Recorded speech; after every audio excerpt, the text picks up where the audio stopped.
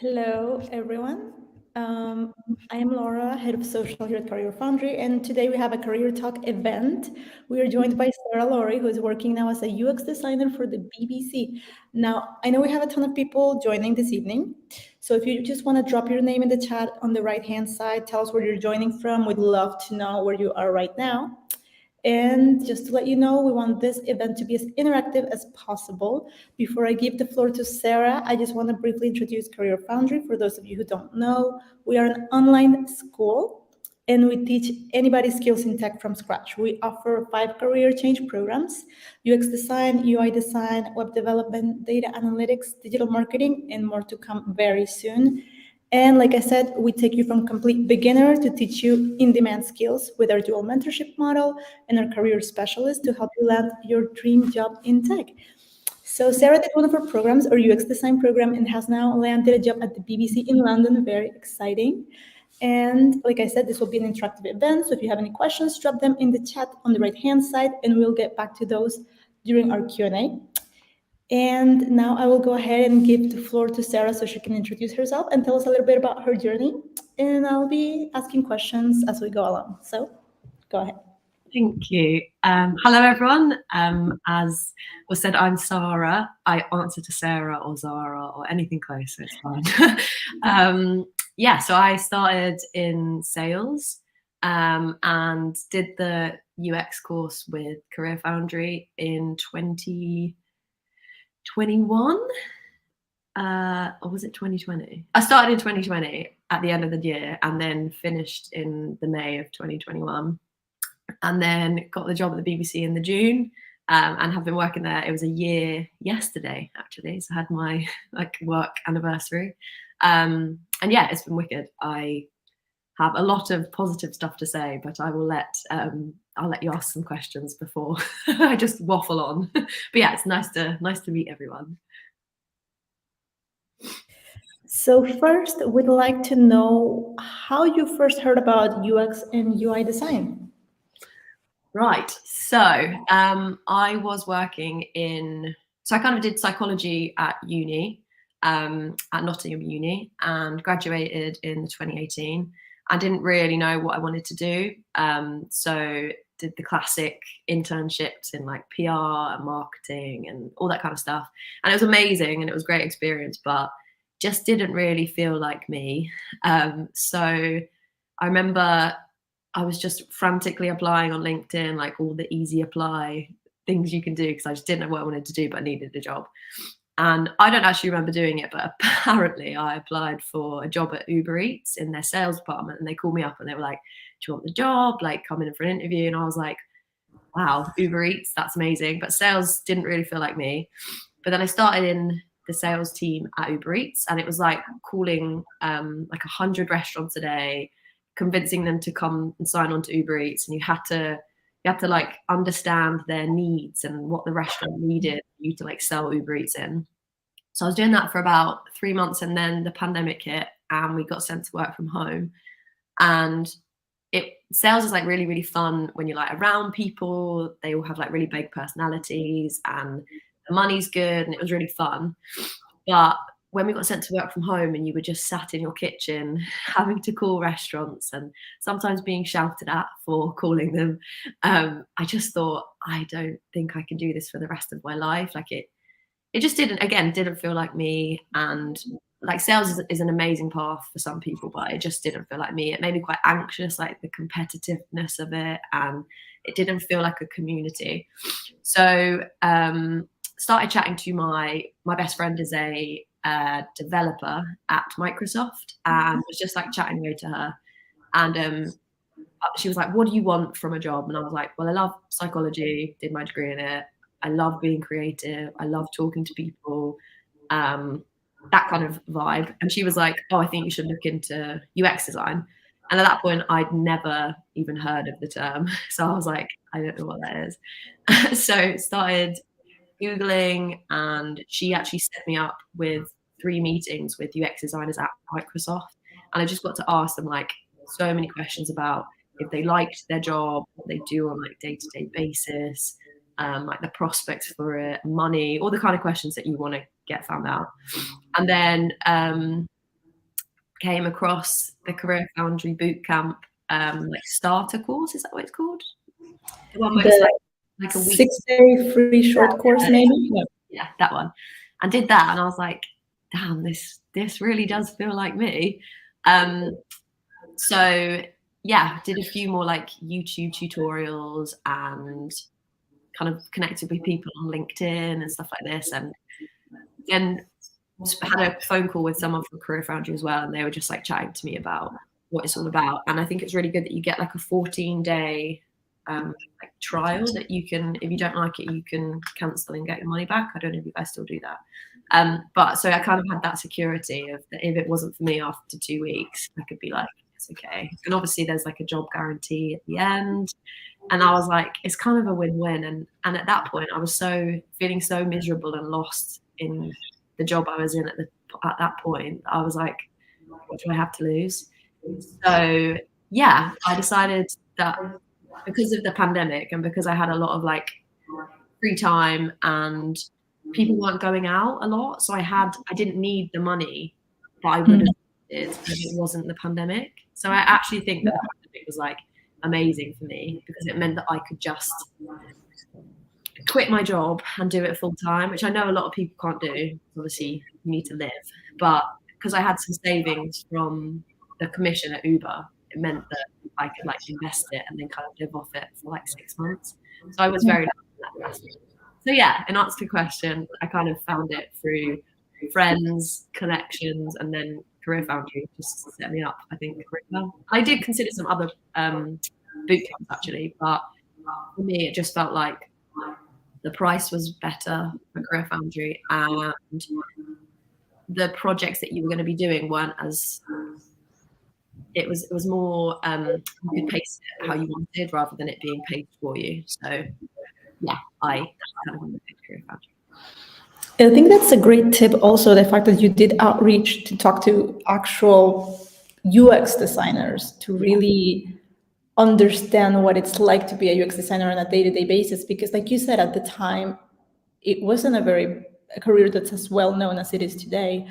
Do you remember some of the tips they gave you, or did they say something in particular that made you think, okay, this is the career for me, I really like this? I think the key thing that I wanted to ask is if I could get into it with my background. And I think the common theme with UX designers, and I've experienced it with the people I work with, is no one's had the same path. So no one's gone, like if you're a doctor, you're going to go to medical school, do placements. I don't even know how it works, but you know what I mean? Like it's the same, going to be You the have same. a clear path.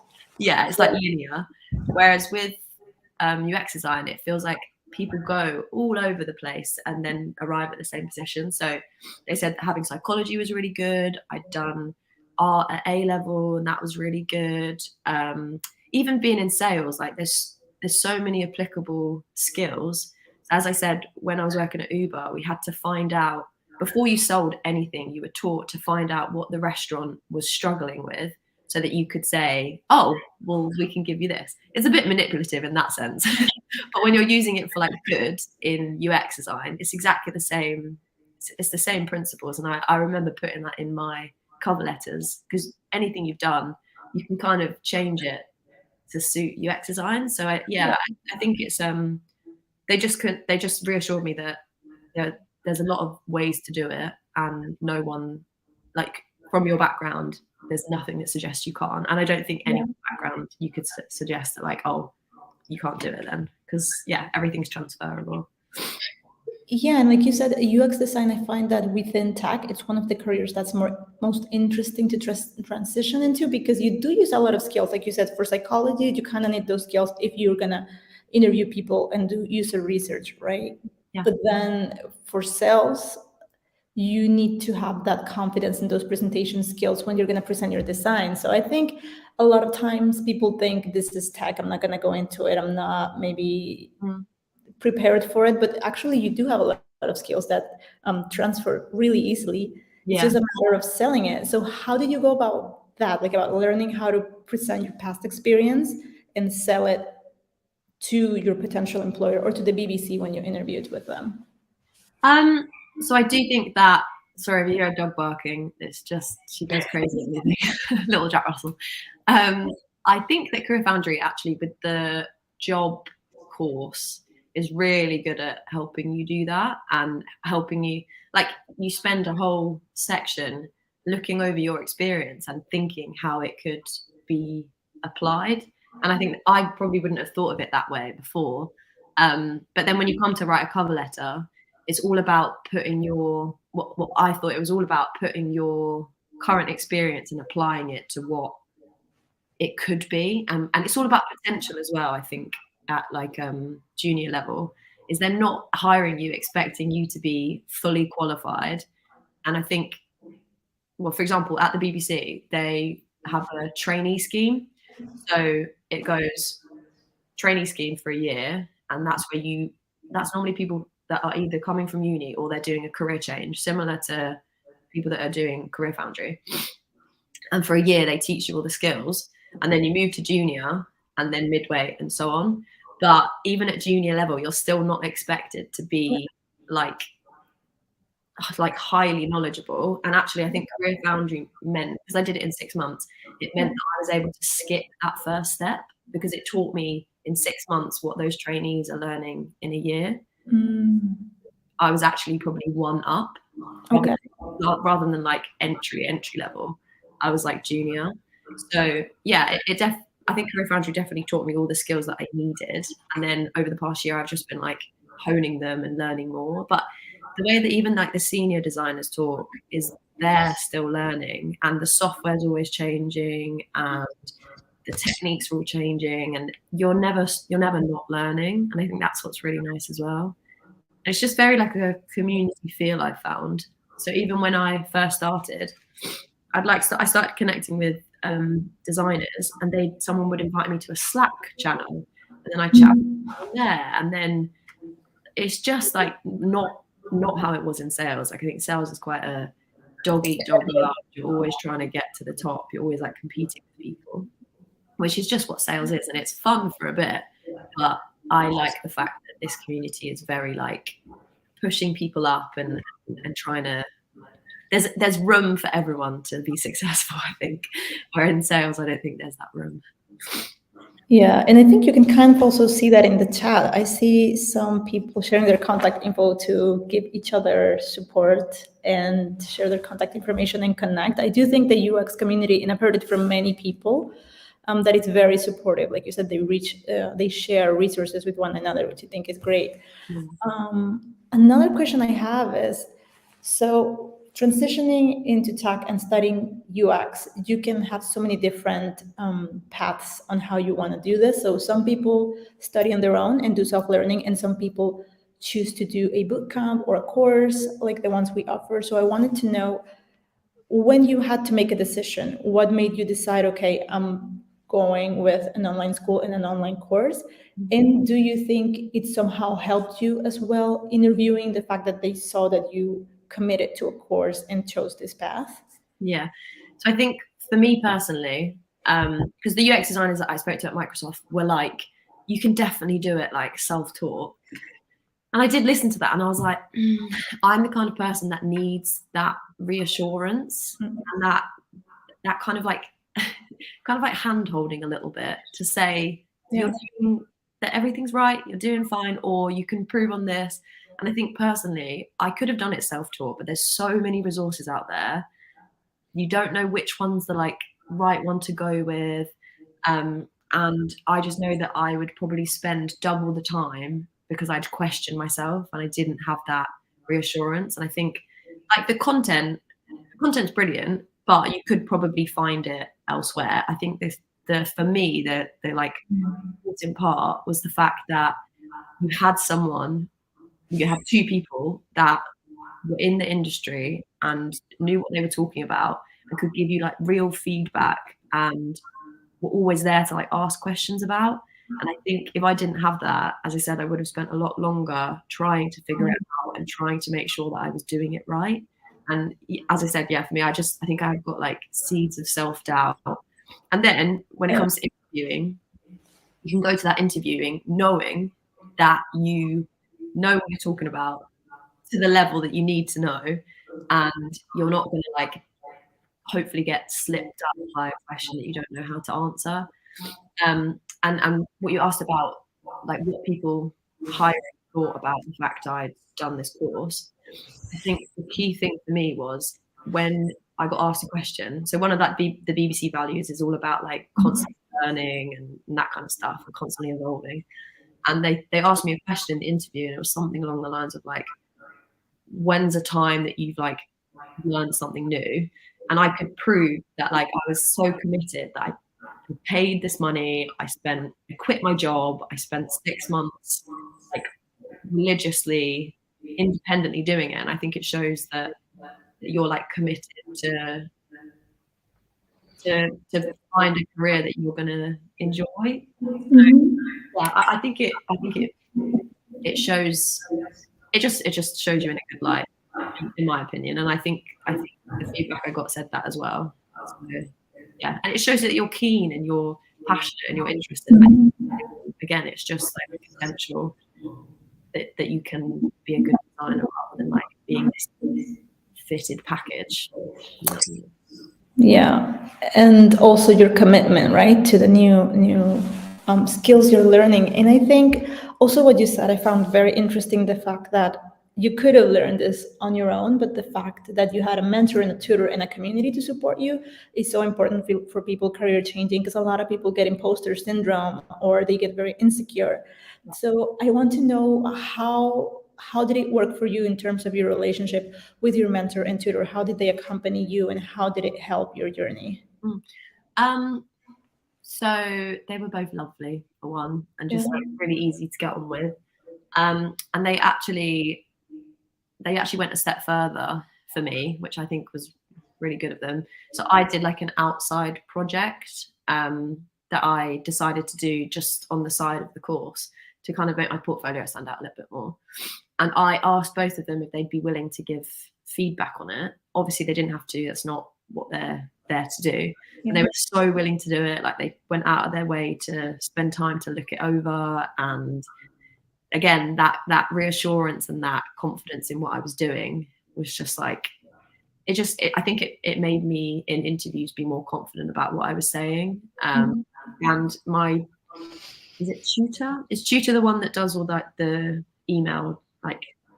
And the one that accompanies you most frequently is the tutor, yes. Yeah, so I told her at the start that I wanted to power through this, and like I had set myself deadlines that I wanted to get stuff done by.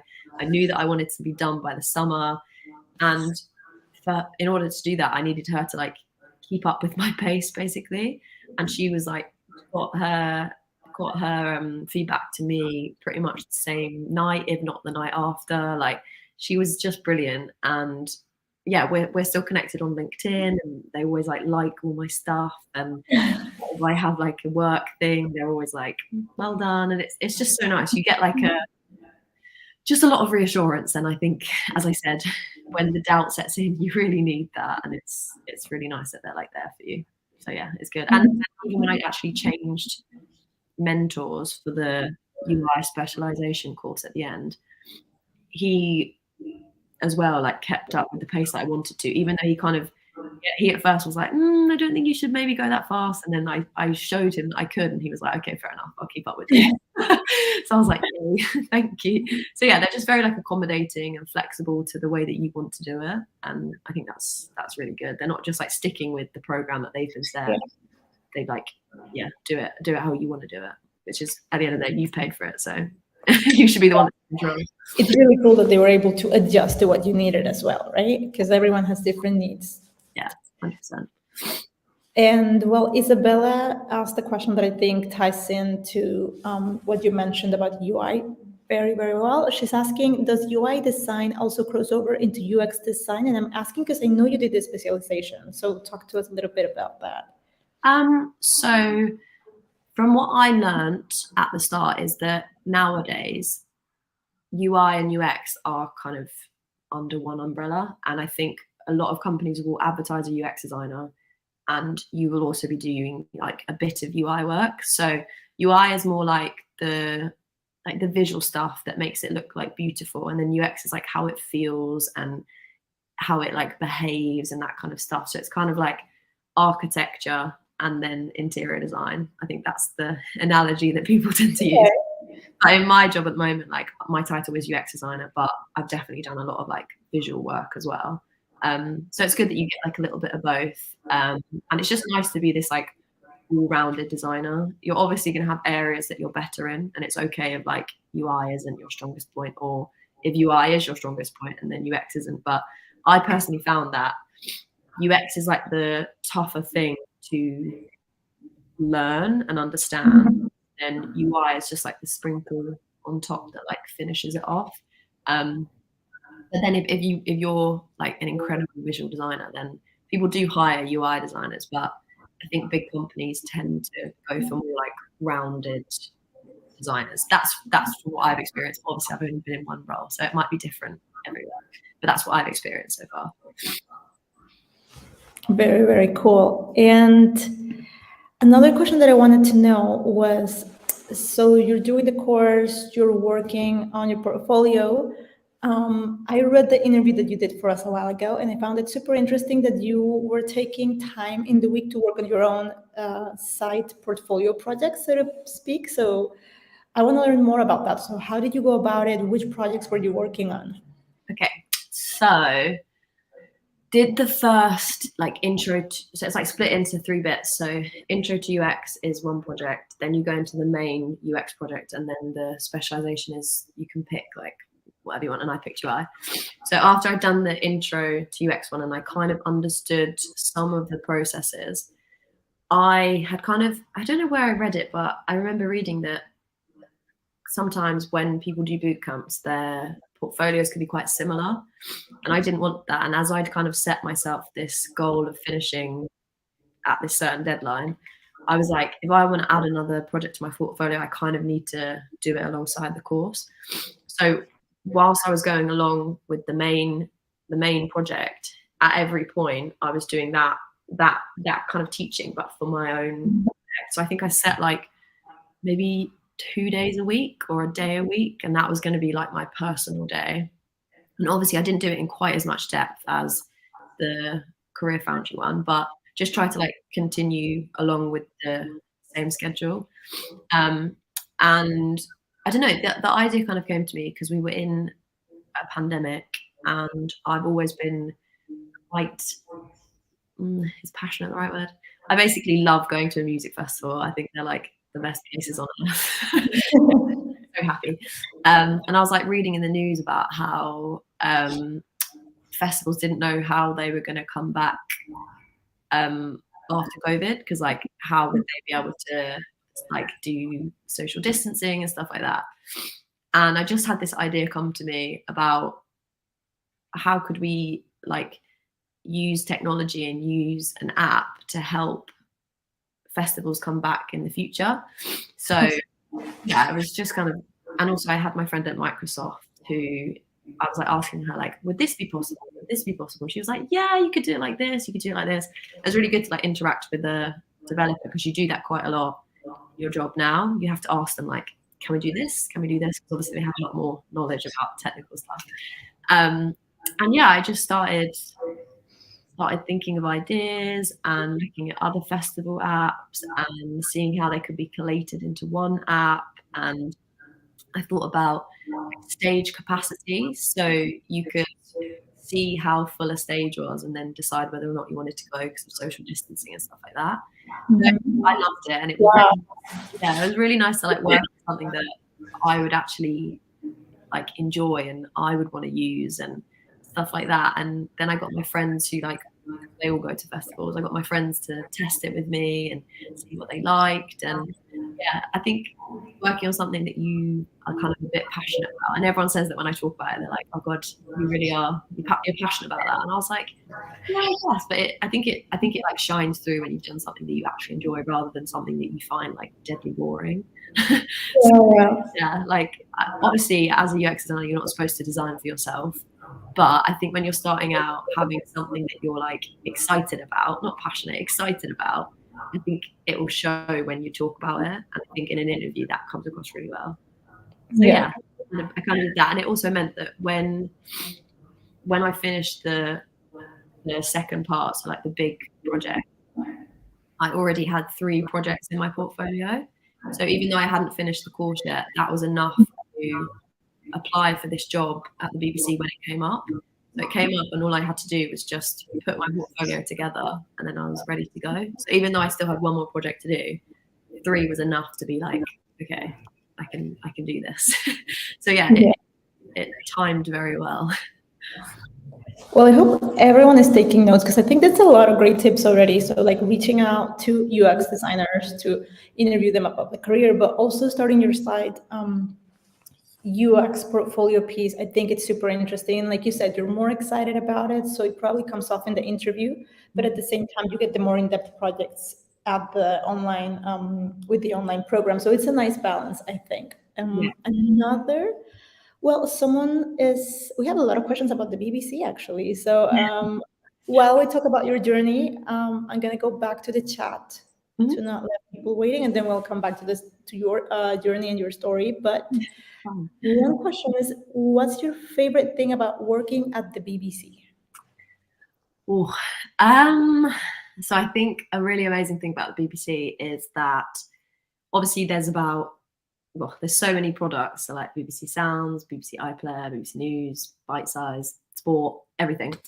And they also have like other ones, like there's an emerging experiences team, which is thinking about like the future of the BBC and like joining up future technology, so like AI and voice technology and like the metaverse and all that kind of stuff.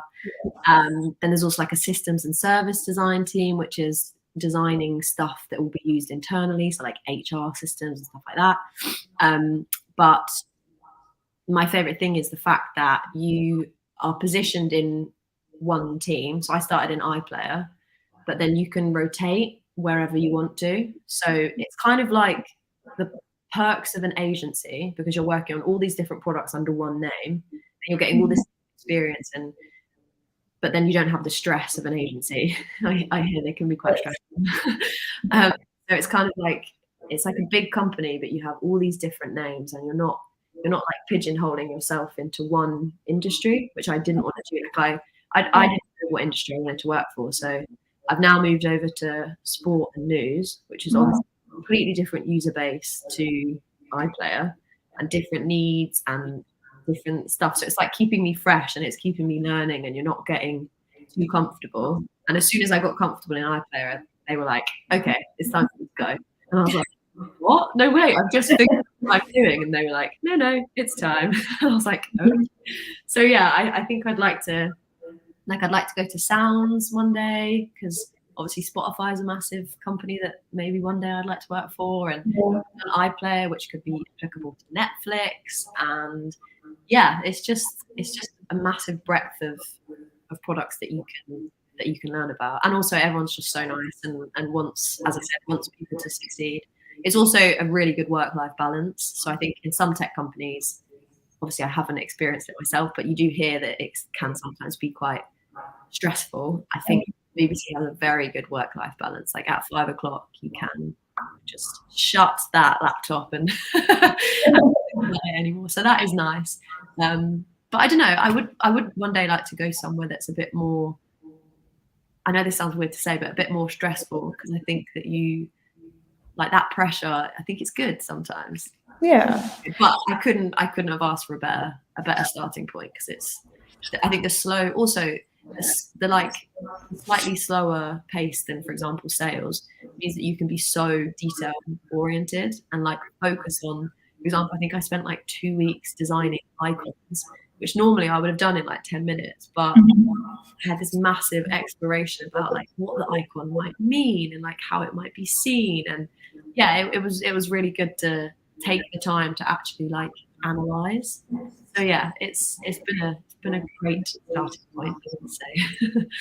I think rotating among different products and departments sounds a lot of fun, actually, yeah, especially for a first job. It's wicked, and also it means you get to meet lots of people in the company, rather than just staying in one team. So yeah, I've met so many designers, and as I said, from all different backgrounds. So yeah, it's been really, really good.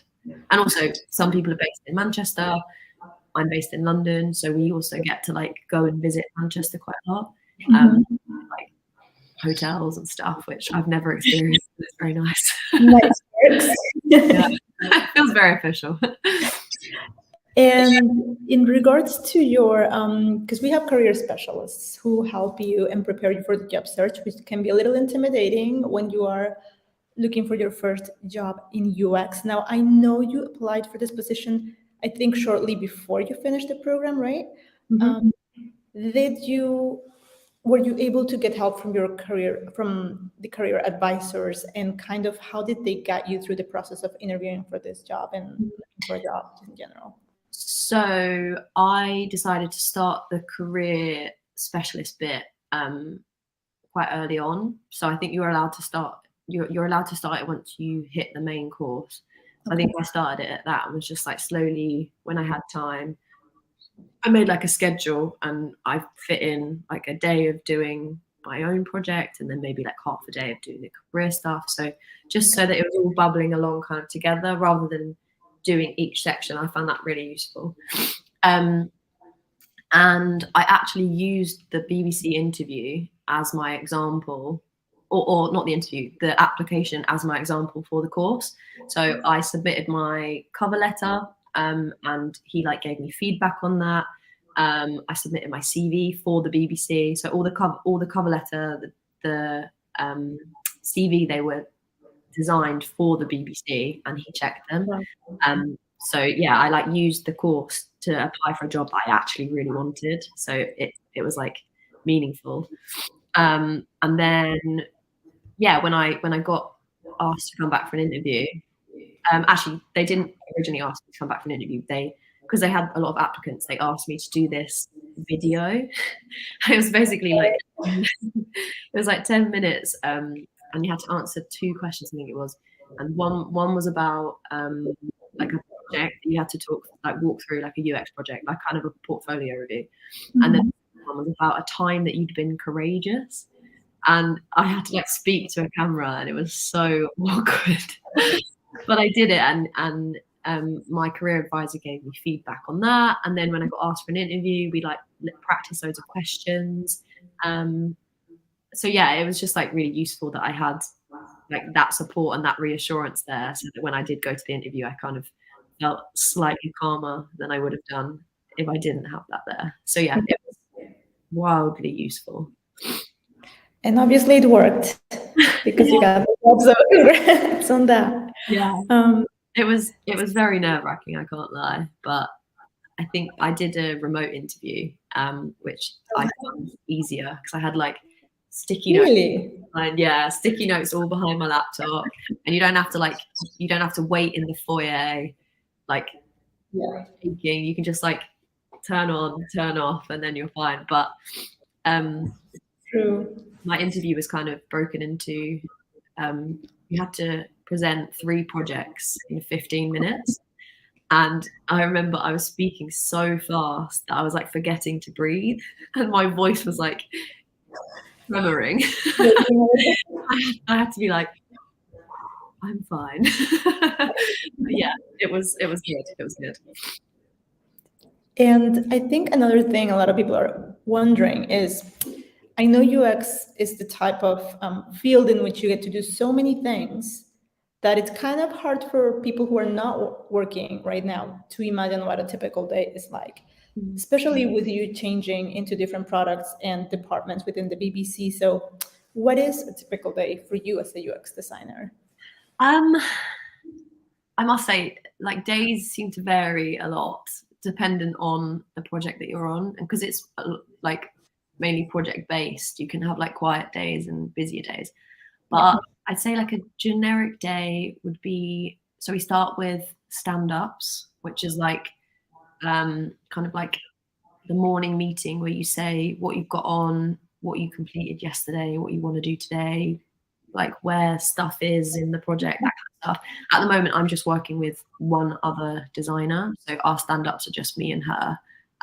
But once we start using developers, they'll come into those meetings and yeah, stuff like that. And then we might have a meeting with our product team. So they're the people that kind of decide what we need to be working on for that product. So they manage for example, they might manage the news article section And they'd be the ones that are like, right, these are our priorities, get this done, where are you up to with this, that kind of stuff. And then for the rest of the day, I kind of would be working on designs. At the moment, I'm kind of creating some really complicated prototypes for some research that we're doing. So that's kind of taking quite a lot of my time up. But you have a fair few meetings, and because at the moment we're mainly remote, and even if we aren't remote, because we have a team split across Manchester and here, we do a lot of Zooming anyway. But yeah, I just be kind of working away independently, and you're given like enough space to just work independently. So it's nice that you're not like being micromanaged. I found in sales, it was a little bit of like micromanaging, more controlling. Yeah, so you're just kind of given the freedom and the trust to do what you want. Then I go out for lunch maybe. We're supposed to be going into the office like once a week at the moment, but as I said to you earlier, I'm finding it difficult to transition back into the office just because my bed's so warm and comfy in the morning. But I will start going back, and the offices are really nice, so I should start going back. Yeah, I think that's another great thing about tech is generally you can do that. You can work in UX from anywhere in the world. We have a lot of mentors and tutors who are based in, wouldn't even imagine, anywhere in the world. They're traveling and that's their lifestyle. So that's pretty cool. Yeah, I think that was another reason that I kind of wanted to, well, it wasn't a reason that I wanted to do the career, but when I found out that you could do it remotely, even before the pandemic, I think I was like, that is such a selling point, because one day, only 25 at the moment, but one day when I want to have like kids and stuff, I'd be able to like work from home and like have a family, and it would just like kind of fit around my life. And also you can like freelance, so you pick work up as and when you want to. So yeah, it just seems to be a good work-life balance. I think tech seems to give that to people, which is really good. I think the pandemic's proved that we need to have a better work-life balance. So yeah, really good. So working remotely at CareerFoundry as well, and I have to say it's great because same thing, you get a little bit more flexibility, you can travel a lot, see family, but at the same time continue working, which I think is great. And also like even small stuff like if you want to have a doctor's appointment, you don't have to take a whole morning off. You can just walk down and go on your lunch. So it's just break. Yeah, it's nice. It works well for me. I do miss the office a little bit, though, I must say. But I just need to like push myself to go back in. I think this like hybrid mix that companies are going for is the way forward. Well, in my opinion. Just go once, twice a week, but yeah. You get like the social aspect, but then you also I mean, going to lunch with the colleagues is yeah, exactly. Or going for like drinks after work. That's always fun. Yeah.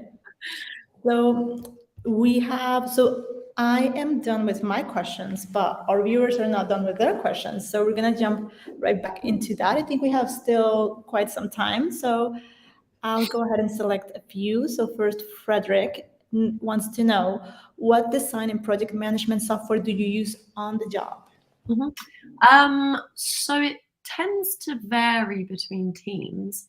But for design software, so in iPlayer, we were very like sketch heavy, and they had all their like design systems in Sketch, which is where you can like pull in a component that someone else has created and it will change, and it will change on your design.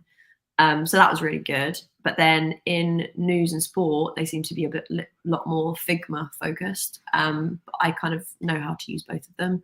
And then when I'm doing like visual stuff, I tend to use like Photoshop, Illustrator, that kind of stuff. I did a little bit of work on After Effects, which is like the video stuff, but it's all quite easy to pick up. And as I said, they're not expecting you to know it off by heart. Like there's always more you can learn, and I've only just scratched the surface. For example, I'm wanting to learn more animation stuff. So we're given like a bit of time on a Friday. I think it's like the last Friday of the month to learn something that you want to learn. So I'm going to do that, and I'm going to get like a bit of a mentor that's really good at After Effects. And I'm going to do kind of that stuff.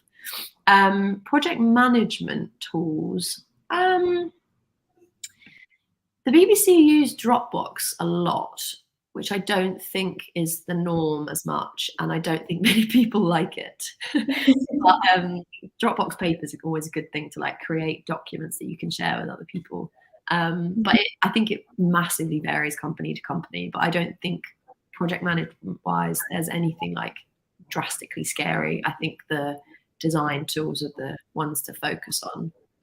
But what I did was I used Figma for my first project, then I used Sketch for my second, and then like what's the Adobe one called? Adobe XD. Adobe XD for my third project. So I could say that I'd used all three of them, and they are quite similar, and they do have like transferable stuff. But I'd say Figma is the best for if you want to prototype stuff, because it can do like animation for you, and it's like super easy to pick up. Whereas Sketch and Adobe XD you can prototype in, but Sketch you have to transfer it to another prototype tool, and it's just, yeah, I'd say Figma is the way forward. And I think a lot of people are moving towards Figma because it's really like collaborative, and you can have people working on the same doc and you can see where they are, so you don't get confused and stuff. So yeah, Figma's not my favorite, but if you have like slight knowledge of all of them, you can pick it up really quickly. Yeah, and that's a good tip to have your projects in your portfolio designed with different softwares, just to prove how much you know. Yeah. Exactly, and then on your portfolio you can say that you've used the different software, and yeah, it's good to be like rounded, I guess. Yeah. We also have a question from Isabella. She wants to know, do you need to learn how to do any sort of coding if you want to go into UX?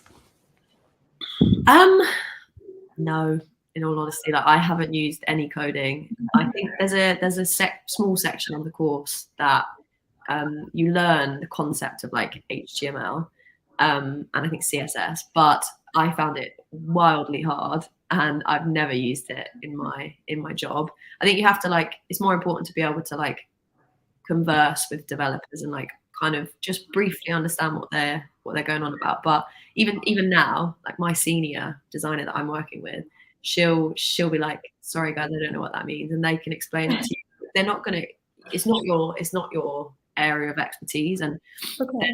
I think obviously if you have a bit of experience in it, that's amazing, but I've never used it, and I wouldn't say it's like a requirement. Just like understanding that there are these different languages and that this one applies to this or this one applies to this. But depending on the product that you work on, there'll be loads of different software tools that they use. So on news at the moment, I'm having to learn all about this software that they use to create articles and to create topics and all this kind of stuff. And it's been such a learning curve, but that's the thing, you're always learning, and it's good. Like it just keeps you fresh. But in response to your question, no, I wouldn't say it's important. Just like a very, very, very brief knowledge, and I wouldn't even say I have that, so I wouldn't worry too much.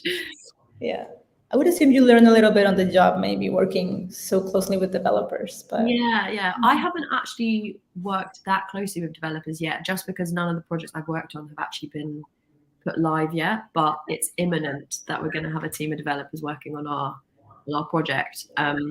So yeah, it'll be, again, I'm a year in and I'm still learning so much. So yeah, I do find it really interesting because you're actually seeing the result of your coding being like created on another screen, but my brain just doesn't work like that, and I found it so difficult. I find it so hard. I don't have that like patience, whereas I'm a lot more like visual and stuff like that. So okay, that's good to know. yeah, it's just like playing to your strengths, isn't it? I'm not, there's this thing called a unicorn in like the tech industry, and it basically means that you can do Everything. UX design, UI design, product, but they don't exist. And it's better, I was told that it's better to have one area that you are really good at, than being like average at everything. So if UX design and UI design is the things that you're interested in, just spend your time focusing on that.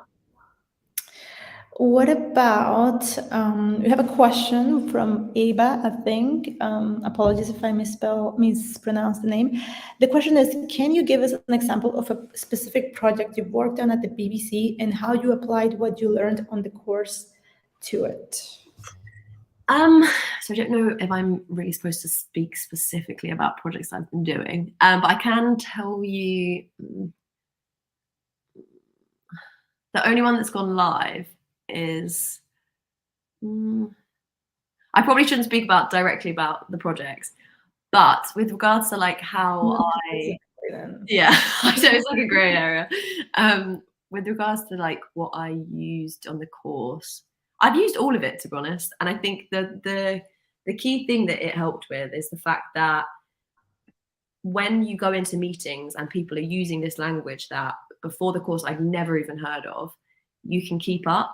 And I think that's the key thing, is it like allows you to keep up. And you're like, when you do something new, you're not going to be an expert straight away. It takes like years and years and years to like hone your craft. And I'm nowhere near, but it just sets you up with this like base knowledge that can get you through. And that's crucial, I think, because then you can be involved in the conversations. And once you're involved in the conversations, then you learn more. And I think that's the main thing. But yeah, I used all of it, all the kind of like theory that the course teaches you. There's not anything that I haven't used. Yeah, like the research. But again, it is all very like processes will change slightly from company to company. So something that we do at the BBC will be slightly different somewhere else, and it's just like adapting your kind of base knowledge, which is what the course gives you. So yeah, it was a really good overview, and that's what you need. And speaking of projects, we have a very interesting question from Emma, who I think is already has a UX job, because her question is, do you feel like you have enough time to get stuck into projects? In her current role, Emma says she has back-to-back meetings most days, which she doesn't like very much. So I don't know like what company you work for or like the nature of the company, but I feel that at the BBC, because it's a public service company, the pace is a little bit slower. So because there's no like commercial deadlines. So I think it gives us the space to explore more and to like really understand the projects and really make sure that we're doing the right thing. Because at the end of the day, it's kind of like public money. So we need to make sure that we are serving our users rather than kind of getting money, I guess. So I think like a massively like UX good, which is an amazing place to be working. With regard to the meeting things,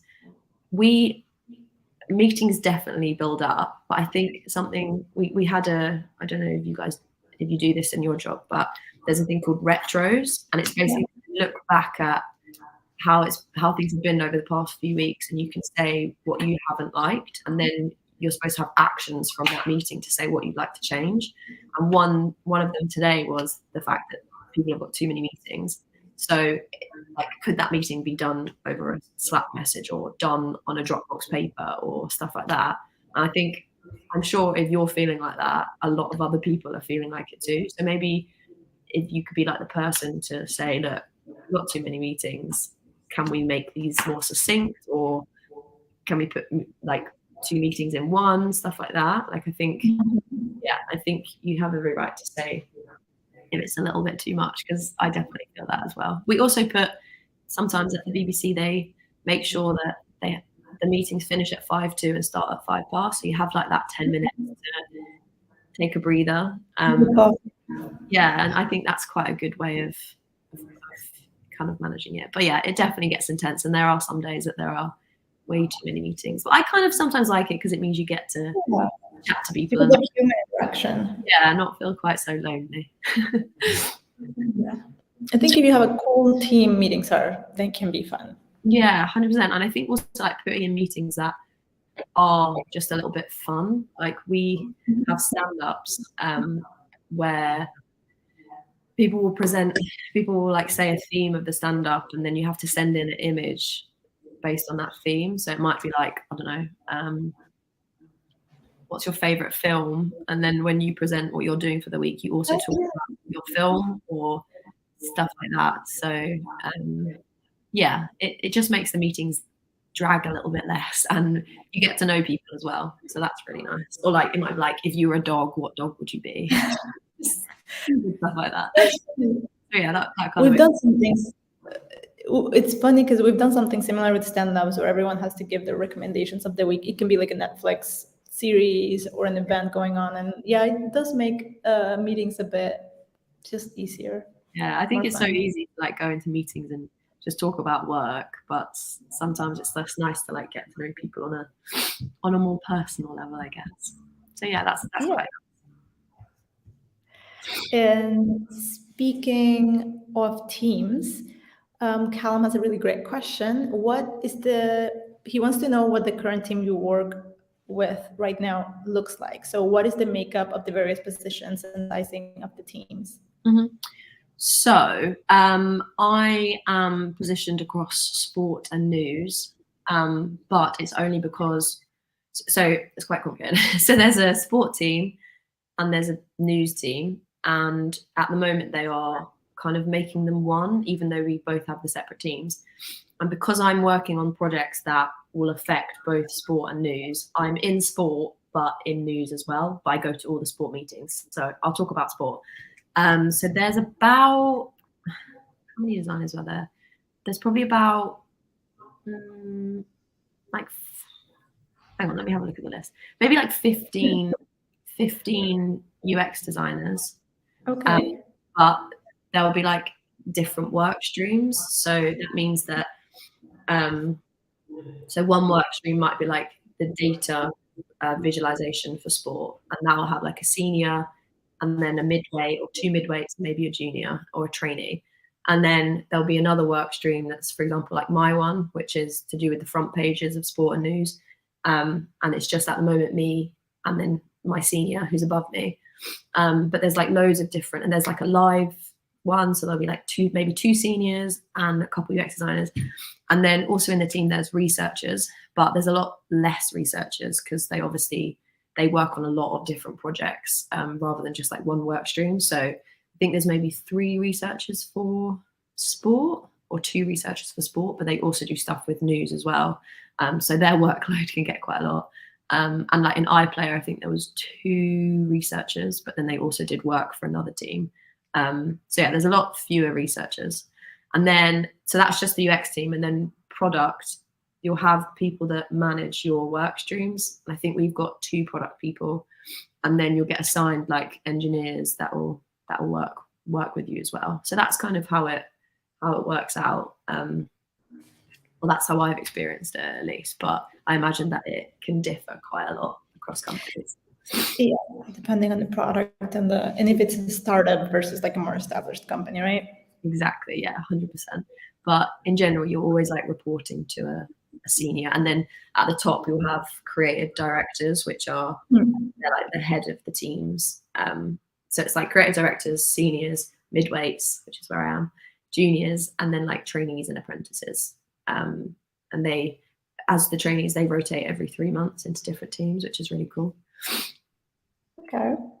And we have another great question specifically about the BBC. So are there any design practices or principles at the BBC that were new to you? Because obviously you come from an online school, and I imagine maybe they have, design principles particular to them, or not really? Trying to think. Something that I actually hadn't come across before, I don't remember coming across it, was this concept of workshopping. So like workshops, basically, I don't know, maybe the course does go over and I just haven't taken it in, but basically workshops are something that's quite new to me, and I hadn't experienced this before. It's basically where you have like a solution that you need to come up with, or a problem that you need to solve, but it's not just your responsibility as an individual designer to figure it all out. So you'll kind of create this workshop using Miro boards, which is another piece of software that you use. And you'll get people from like engineering, product, editorial as well, because obviously like the journalists have a massive impact on the designs that we want to do, because if they can't use it, then it's pointless. Like editorial for iPlayer would mean that they're the people that are pushing the content, and if we can't, so you're not only serving users, you're also serving editorial and the people that inside the company use the product. So yeah, you'll get all these people from different disciplines, and you'll set them like we'll say the problem, and then everyone will come in with their ideas, and it's like a very like organized workshop that you've designed and set up. So I've like participated in a few, and they're really fun, and they just get people's like brains thinking, and it means that it's not, the responsibility isn't on you to come up with this incredible solution. It's like very collaborative, and you might like pick an idea and see if that would work, or see if that idea would work, and like test a couple. Yeah, that was something that I'd not kind of experienced before, which is kind of good to knowledge about, I guess. Yeah, I think that's super interesting. I will take like 2 to 3 more questions, and then I want to do a rapid fire section of final questions that we have for you. Always fun to end on that note. So let's see. One question is, and I don't know how much you can reveal. So if you can't reveal too much, then we'll move on to the next question. But what are some of the challenges working on a massive product like iPlayer? It must have such a diverse user base, of course. So how do you test and research without too much bias from users? The bias bit, we tend to ask users that don't have like strong opinions that the BBC is bad, because I don't like the BBC, and that's fair enough. But if you start putting them in the research, it's just going to massively skew the results that the BBC is rubbish. So when we get research, we tend to kind of screen them to make sure they don't have too extreme views, and just so that they're like regular users and they understand the BBC. So that's always helpful. What was the other part of the question? The other part of the question was, what were some of the challenges working on a massive product like iPlayer in general? I think a really big challenge for the BBC in general is just staying like kind of promoting people to continue using it regularly. I think that's probably a challenge for a lot of products. But there's obviously so much competition with like Netflix and stuff. It's just like showing that they have the content to use, and that the product is usable as possible. But yeah, there's like a lot of challenges, and each work stream is kind of working towards a different challenge. So yeah, it's really interesting. I was on the off product team for a bit, which basically means all the stuff outside of the app. So I worked a bit with Sky, like a bit with Apple, Facebook portal, all this kind of stuff, like making sure that everything before the app was as usable as in the app. So that was really interesting. We have a couple more. A little bit of pressure, maybe, I don't know, but what was your opinion? Where do you think UX will be in 5 to 10 years, in your opinion, of course? Personally, I think that technology is just constantly improving and constantly getting more high tech. Like the metaverse, for example, is just wild. The fact that that's actually real. Like voice technology is constantly growing, artificial intelligence, that kind of stuff. It's all growing, and God knows what will happen in the next 10 years with technology, but they're always going to need people like us to make it usable and make it so it's not scary and weird. So I don't know. I think it's just going to keep growing and hasn't hit its peak yet. And I think now is a good time to get involved in it, because yeah, it hasn't hit its peak yet. It's an exciting industry to be in, and every time I tell someone what I do, they're always like, "Oh, that's really cool," and then I'm like, "Yeah, a little bit." It's a bit of a flex to say that you work in UX. It's become the cool job, I think. 100%, and then you can sound really intelligent when people are like, "What is UX?" And then you can like, oh. But yeah, it's I think it's an exciting industry to be in, and I don't see it slowing down anytime soon, to be honest. Okay. Last couple of questions from our audience before we go into the rapid fire question portion. So Eva wants to know, what's a top tip for a CareerFoundry student who is aiming for a job at the BBC? So I think it's probably split across portfolio and then cover letter. That's kind of what I think I took from it. So with your portfolio, I think having something that makes you stand out.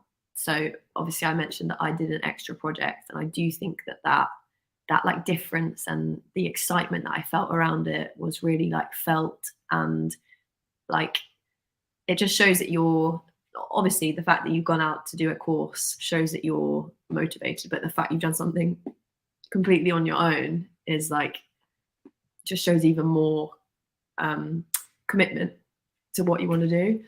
And then secondly, I think my cover letter, because I had someone on LinkedIn actually send me a cover letter asking if I could just go over it, and I was like, yeah, sure, why not? Not that I'm an expert or anything like that. And I was reading it, and it didn't feel like personal at all, and it was very like professional, which it was brilliant. But my cover letter was very different in that I really like showed or wrote about like my values and how they coincided with the BBC's values and what I'd done, and like put in like a few anecdotes and stuff like that. And I think that personability, well, I hope that personability kind of came across, and my personality came across a little bit. So I think, yeah, in my humble opinion, just maybe like showing like who you are and showing your passion and stuff. And then also being like active on LinkedIn. So when the job came up, I messaged the recruiter and was like, oh no, I didn't message her straight away. Once I applied, I messaged the recruiter and saying that I'd applied, and just in case it didn't get through to you, like, here's my cover letter again. And like her tagline on LinkedIn was in Morse code, and I figured it out as in Morse code. It was like she'd like done dots and dashes, and I was like, that's got to be Morse code. So I messaged her like, I think I'm making a joke in Morse code or something. It was very cringy, and now, but I don't know, just like having that like opening line, I think was probably quite useful. And then once I interviewed, I also connected with the people who interviewed me and like thanked them for their time and stuff like that. I think, yeah, just be pushy, but not like overly pushy. I don't know, maybe I was overly pushy, but it worked. No, but it's good. It shows your determination. And I think also it's very interesting what you said about your values, because as time goes on, I think it's becoming more and more important to show that you're the right candidate because your values and your vision matches the company. I think luckily companies are valuing that a lot more. Yeah, 100%. It's just like you're a real person, and they want to see that, I think. So yeah. Okay, last question before our rapid fire session. Is there something that you wish you'd known about UX before your career changed?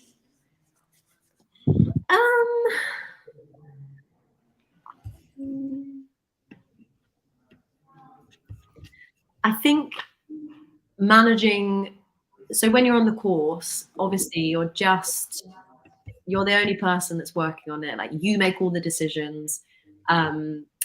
Like, no one's standing in your way. There's no constraints or anything like that. But I think in the real world, like, you're working with so many people that everyone has an opinion, and it's not just you making them. And it's not a bad thing at all. Like, it's good you learn to kind of manage people and manage what people want and what's the best thing to do. And not that I've really done that yet, but I'm like watching my senior like manage expectations and manage product and manage engineering. And it's yeah, I think when I was doing it on my own, it was like everything was so fast and I was getting things done. And when you're in a big company, like, things take time, and that's okay. And it's, as I said, it's good to have that time to analyze what you're doing and hone your craft, as it were.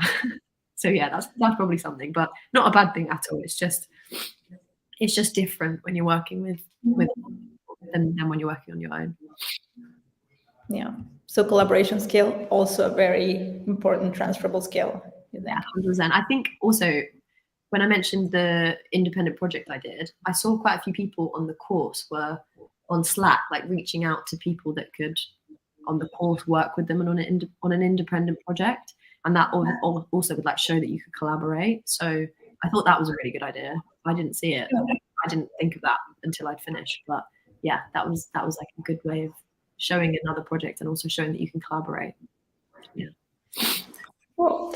So before going to our rapid fire questions, I just want to remind everyone that if you're interested in the CareerFoundry UX program and would like to find out more about the curriculum or dual mentorship model and our payment options, simply book a call with the program advisor. They're super friendly and they're waiting to answer all your questions.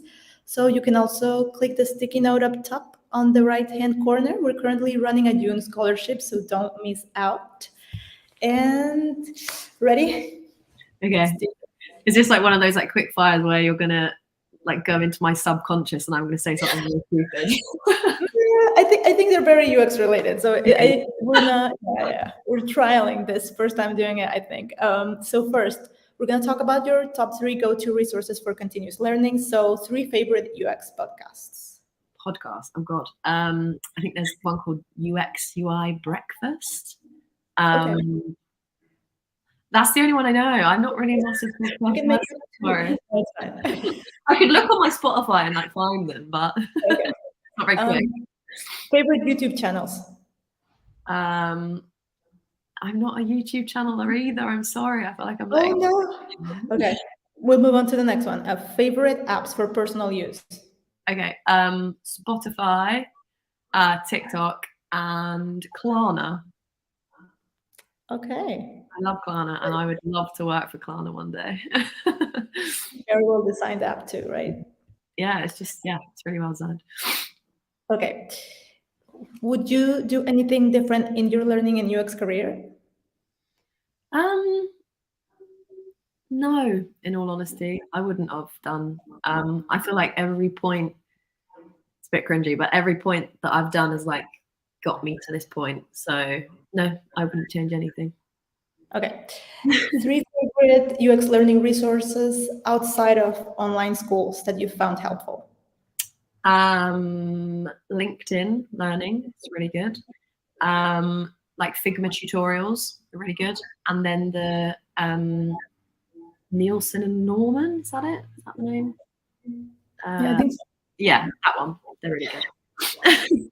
Favorite tools, either for design or collaboration, that you use at work? Figma, always. Collaborative. Miro is really good.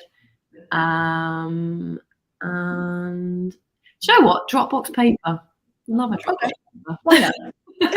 Only because BBC loves Dropbox. Lastly, favorite playlist to listen to while you're designing? It could be music, genres, bands, whatever.